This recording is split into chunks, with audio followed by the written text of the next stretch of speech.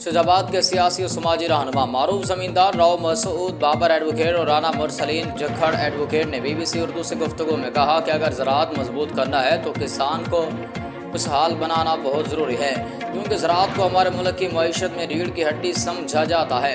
उन्होंने कहा कि ज़राअत में बेहतरी और जिद्दत वक़्त की अहम ज़रूरत है। आज के जदीद टेक्नोलॉजी के दौर में भी हम रवायती और पुराने तरीक़ों से काम चला रहे हैं, जबकि दुनिया बड़ी जदीद टेक्नोलॉजी के ज़रिए इस शोबे में बहुत तरक्की कर चुकी है। हमारे मुल्क में इस शोबे में बड़ी गुंजाइश मौजूद है।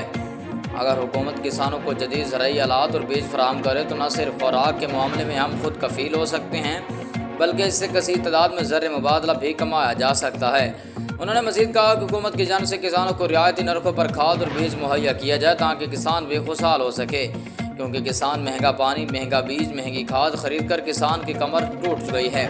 इसलिए हुकूमत को चाहिए कि कुछ किसानों के लिए भी सोचे। रिपोर्ट मोहम्मद इरशाद कुरैशी, तहसील रिपोर्टर BBC उर्दू, शुजाबाद।